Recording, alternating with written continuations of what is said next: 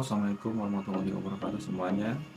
Selamat datang kembali di channel YouTube saya dan salam sejahtera untuk kita semua.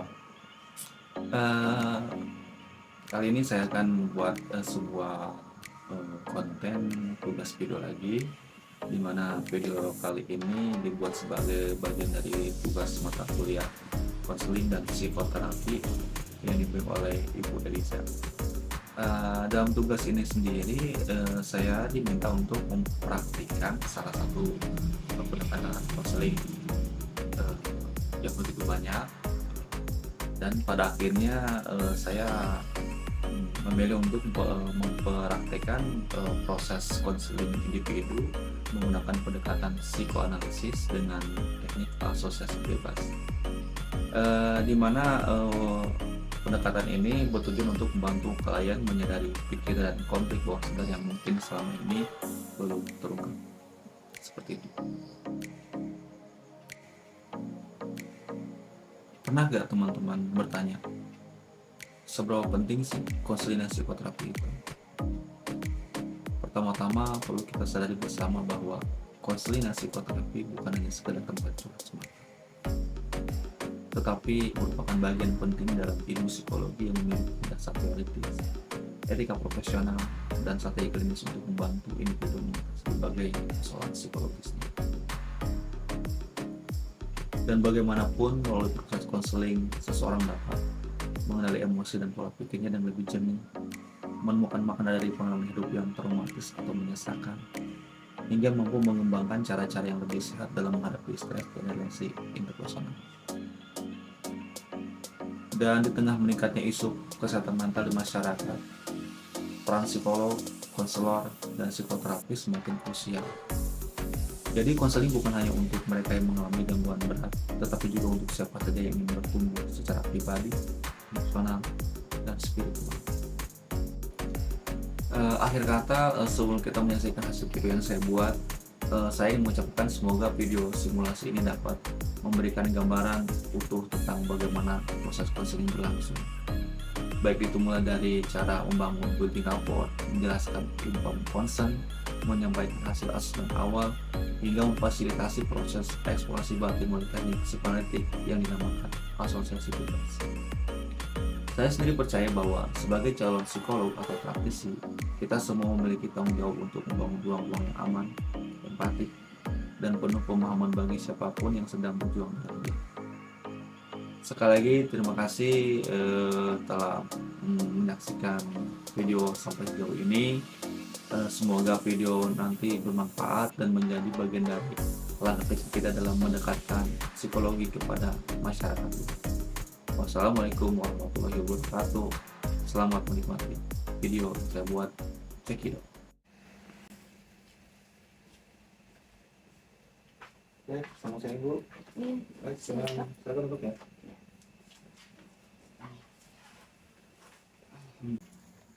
Gimana Mbak? Sudah menunggu lama ya? Lumayan, tapi nggak apa-apa kok. Oke, baik kalau gitu. Dibawa santai aja ya Mbak. Ini dengan siapa? Mbak Siti Lara ya? Iya betul. Oh, oke. Gimana kalau saya panggil Mbak Lara aja? Biar lebih akrab. Iya nggak apa-apa. Oke, baik. Terima kasih sebelumnya. Pertama-tama selamat datang ya di tempat konseling saya, dan terima kasih sekali lagi karena sudah berkenan ke sini. Kalau boleh tahu Mbak tahu tempatnya dari mana ya? Saya nemu di Google. Ah, oh Mana Google. alamatnya dekat Sip. rumah. Itu jodoh kita ya. Dari rumah juga ternyata. Jangan-jangan kita tanggaan lagi nih. Bisa jadi tuh. Oh. Jadi apa nih yang akhirnya membuat Mbak memutuskan untuk datang ke sini? Rasanya kayak capek banget. Pikiran tuh kayak penuh terus. Tapi bingung juga mau cerita ke siapa. Kadang malah takut salah paham sama orang lain. Oke, saya paham. Dan saya bersyukur Mbak Lara memilih untuk datang ke sini. Ngomong-ngomong, sebelum ke sini Mbak juga sudah mengisi beberapa tes yang sudah saya kirimkan? Iya, itu yang online itu ya? Iya, betul, yang online. Terima kasih karena sudah mengisi dengan jujur. Dari hasilnya kita lihatnya. Ada beberapa hal yang cukup penting, contohnya tingkat kecemasan Mbak tergolong sedang ke tinggi. Ini kelihatan dari respon Mbak yang menunjukkan adanya rasa cemas dalam relasi dan rasa khawatir berlebihan serta pikiran-pikiran yang terus berputar. Lalu dari hasil tes depresi ringan juga tampak adanya kelelahan emosional ya, yang bisa jadi karena Mbak menanggung terlalu banyak hal dalam waktu yang lama. Iya, saya juga ngerasa gitu, kayak penuh Hmm, terus, tapi nggak tahu mau mulai dari mana hmm, untuk ngurainya. oke, saya paham. Nah, itu yang akan kita coba lakukan di sini ya Mbak. Tapi sebelum kita masuk ke sesi utama, izinkan saya menjelaskan sedikit hal tentang apa itu konseling dan apa yang bisa Mbak harapkan dari sesi kita kali ini. Supaya Mbak bisa merasa lebih tenang dan nyaman menjalaninya. Gimana Mbak? Ngomong-ngomong udah tahu apa itu konseling? Oh, kayak nggak apa-apa. Oke, baik kalau gitu. Jadi, konseling itu pada dasarnya adalah sebuah proses psikologis yang bertujuan untuk membantu seorang mengenali, memahami, dan mengolah pikiran, perasaan, ataupun situasi yang sedang dialaminya.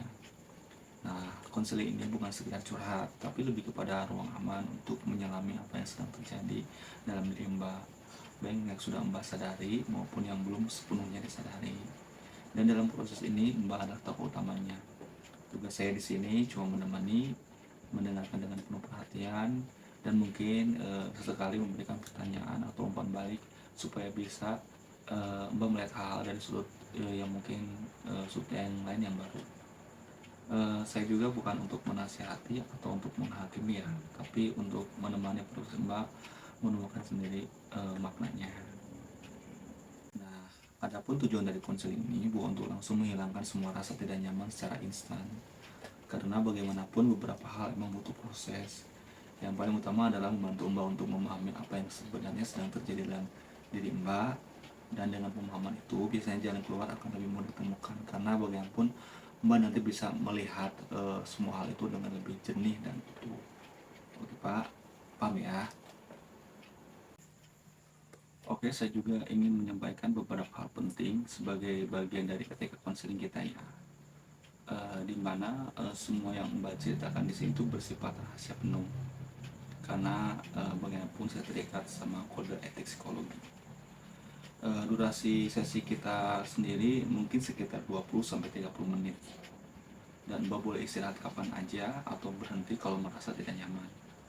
Dan kalau di tengah proses saya merasa perlu menyampaikan atau merujuk hal tertentu, saya akan minta izin dulu dan tidak akan ambil keputusan secara sepihak. Jadi sejauh ini apakah penjelasan ini bisa diterima dengan nyaman? Iya, bisa. Saya Oh, merasa cukup oke, tenang terima saat kasih ini. Mbak. Nah, sekarang saya ingin menjelaskan pendekatan yang akan kita pakai di konseling ini. Nah, untuk sesi hari ini saya akan menggunakan sebuah pendekatan yang bernama pendekatan psikoanalisis, di mana di sini ada memiliki teknik tertentu yang disebut dengan asosiasi bebas. Psikoanalisis sendiri ini fokus pada alam bawah sadar ya, yaitu hal-hal yang kadang kita tidak sadari, tapi sebenarnya mempengaruhi cara kita merasa, berpikir, ataupun bertindak. Sedang teknik asosiasi bebas sendiri berarti Mbak cukup membiarkan pikiran Mbak mengalir bebas. Apapun yang nanti muncul di kepala Mbak, baik itu ingatan masa kecil, perasaan-perasaan yang belum sempat diungkapkan, mimpi-mimpi yang abstrak, ataupun mimpi-mimpi yang jelas, bukan hal-hal sepele sekalipun, boleh dibagikan. Jadi di sini tidak ada yang salah ataupun memalukan. Mbak nggak harus menyensor apapun yang ada di pikiran Mbak, boleh Mbak keluarin. Jadi intinya saya akan cuma mendengarkan dan saya juga tidak akan menilai. Berarti saya Paham di bisa sini? ngomong apa aja ya? Ya, seperti itu. Jadi nggak perlu disaring. Karena bahkan kadang dari ucapan yang tampaknya acak, kita bisa melihat pola yang selama ini tersembunyi. Saya tidak akan langsung interpretasi ataupun mengarahkan, karena proses ini perlu rasa aman dulu. Dan setelah beberapa sesi nanti, kita akan ulang kembali tes psikologis yang sudah Mbak isi sebelumnya di awal, untuk melihat apakah nanti setelah kita melewati sesi asosiasi bebas, ada perubahan di diri Mbak atau tidak. Paling seperti itu saja sih yang bisa saya sampaikan untuk terkait dengan konseling kita kali ini. Gimana? Mbak siap untuk ke sesi berikutnya, yaitu sesi asosiasi bebas. Kalau Mbak siap, nanti kita pindah ke tempat yang lebih nyaman, lebih enak, eh, biar Mbak bisa lebih leluasa untuk melakukan teknik asosiasi bebas tersebut. Oke, Mbak siap? Ya Pak, saya siap. Oke, terima kasih. Oke, Mbak, kita sekarang sudah di tempat yang nyaman dan Mbak sudah rebahan. Tapi sebelum kita mulai, silakan Mbak rilekskan diri dulu ya. Jangan dibawa tegang, oke? Santai aja. Dan biar lebih nyaman, Mbak bisa sambil pejamin matanya boleh. Lalu nanti saya akan beri aba-aba untuk pengaturan napas Mbak agar semakin santai dan rileks. Oke, siap? Nah, sekarang coba Mbak tarik napas dulu perlahan. Iya gitu. Perlahan napas, tarik napas dari hidung, lalu hembuskan dari mulut perlahan juga. Oke Mbak, ulangi. Ya gitu. Tarik napas perlahan lagi, lalu hembuskan dari mulut lagi. Oke, biasa sekali lagi ya Mbak ya. Ya bagus. Biarkan tubuh Mbak terasa rileks, terasa semakin rileks, semakin terasa nyaman. Mbak tak perlu menahan apapun. Jadi saat ini kita akan mencoba untuk menggunakan metode atau teknik dari pendekatan asosiasi bebas ya. Untuk Mbak tidak perlu menyaring atau menatap pikiran Mbak.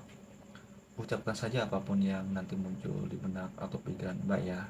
Mau itu gambar, kata, ingatan, bahkan mungkin yang tampak sepele, aneh, atau memalukan. Coba Mbak sebutkan, karena dalam diri itu semua punya makna. Nanti saya akan bicara atau beri arahan biasanya dalam bentuk pertanyaan jika Mbak diam terlalu lama atau jika Mbak tampak kesulitan. Tapi arah dan isi sesi ini akan tetap datang dari dalam diri Mbak. Kalau Mbak sudah siap, Mbak boleh mulai kapanpun. Lalu ceritakan yang sedang muncul di benak atau pikiran Mbak saat ini. Oke, ya. Saya tiba-tiba keinget suara hujan deras, dan entah kenapa hujan itu selalu bikin saya merasa tenang, tapi sekaligus sedih sih.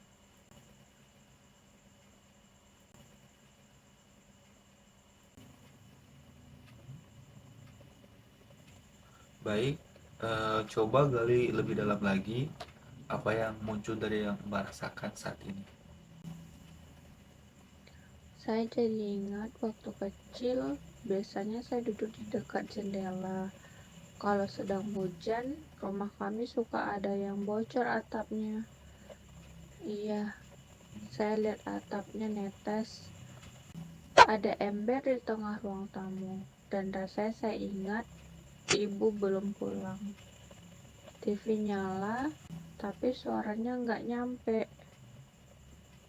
Rumah juga terasa sepi, dan saya saat itu sendirian. Saya juga ingat ada boneka waktu saya kecil, namanya Mimi. Warnanya pink, rambutnya keriting. Saya biasa ngajak ngobrol tiap ibu pergi. Kadang saya bayangin Mimi itu adalah ibu, dan saya bilang ke dia, "Jangan tinggalin aku ya."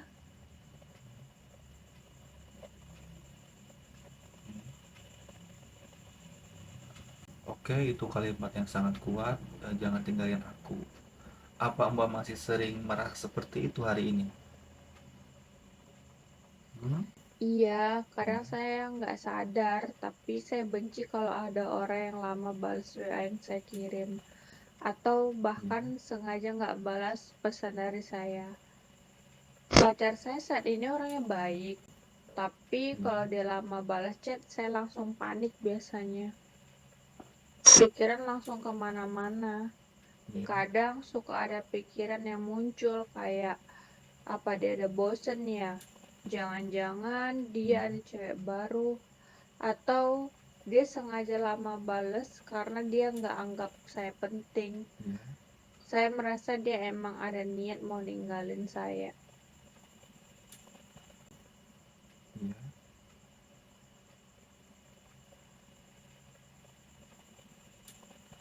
Oke. Apa yang Mbak rasakan saat menunggu tanpa jawaban tersebut?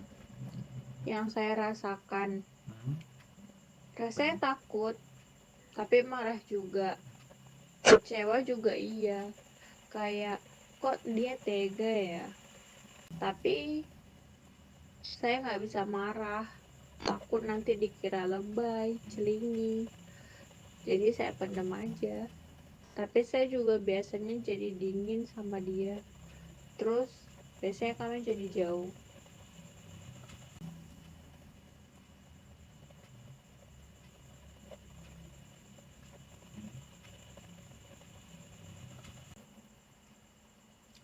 Oke, baik. Ini seolah-olah Mbak ingin bilang aku butuh kamu, tapi Mbak tidak berani mengatakannya secara langsung sama pacar Mbak.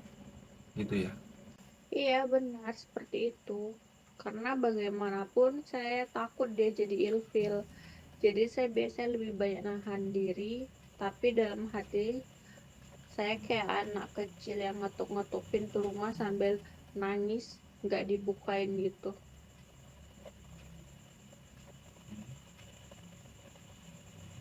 Oke, itu gambar yang sangat kuat. Anak kecil mengetuk pintu. Emangnya pintu seperti apa yang Mbak lihat? Pintu rumah saya dulu yang waktu kecil, ya rumahnya yang kosong. Seperti rumah hantu, cuma ada TV nyala tanpa suara. Kamar ibu juga terbuka, kosong. Terus aku lihat diri saya sendiri, saya versi kecil, basah, kehujanan di luar pintu. Dia ngetuk pelan, lalu lebih keras, tapi pintunya nggak kebuka. Dan saya ada di dalam rumah, tapi nggak bisa jalan, nggak bisa nolong dia.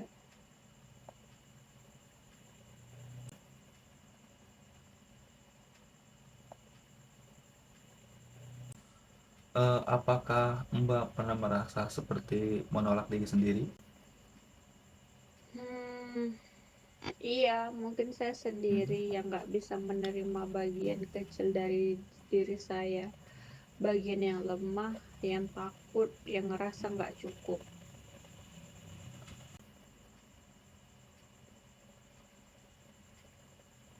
Kalau Mbak bisa bicara pada anak kecil di luar pintu itu, apa yang ingin Mbak katakan sama anak kecil tersebut?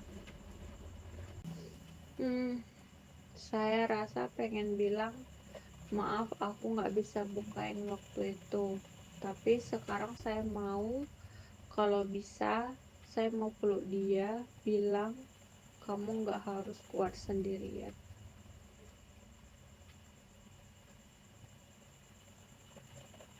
Bolehkah saya bertanya, apa Mbak pernah merasa orang-orang dewasa di hidup Mbak, terutama dulu ya, terlalu sering meminta Mbak untuk menjadi kuat? Hmm, ya, ibu saya selalu bilang, kamu anak pintar, kamu bisa. Tapi nggak pernah nanya apakah saya capek atau enggak. Waktu saya bilang menang lomba mewarnai, ibu cuma bilang, bagus sih, tapi kenapa biru semua? Saya merasa senang dan bangga waktu itu, tapi malamnya saya bisa nangis di bawah selimut. Merasa gak pernah cukup buat bisa bikin ibu bangga, karena selalu aja kritikan yang bikin saya ngerasa kurang dianggap.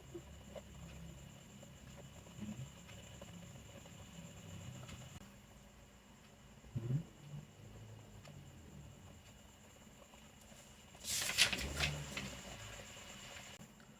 Itu terdengar seperti momen yang sangat menyakitkan ya, dan mungkin masih tetap tinggal dalam diri Mbak hingga hari ini. Iya, Hmm? saya pikir saya sudah lupa, tapi ternyata belum. Semua itu masih tinggal di sini.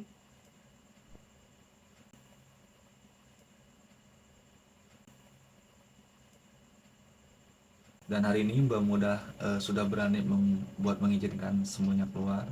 Bagaimana rasanya sekarang? Rasanya aneh, kosong, tapi juga Hmm. lega. Seperti ada ruang yang selama ini sesak, tapi akhirnya bisa bernapas. Hmm.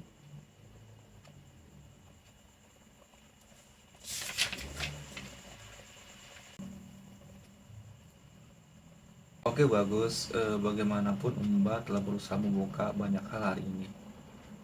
Tubuh Mbak juga seolah memberi sinyal bahwa untuk sesi ini cukup sampai di sini dulu untuk sekarang.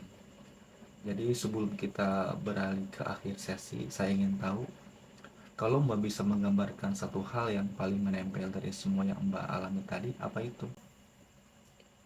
Anak kecil di luar pintu, dia Hmm. masih di sana. Tapi saya nggak lagi lihat dia cuma sebagai korban. Dia bagian dari Hmm. saya yang cuma pengen dimengerti, dilihat, dan dipeluk. Hmm.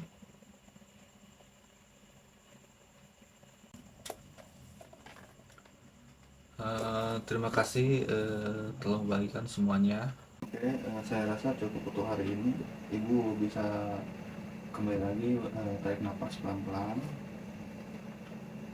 dan saat sudah merasa siap boleh kembali duduk seperti biasa.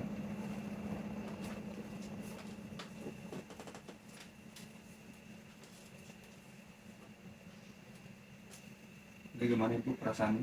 Udah lega? Alhamdulillah.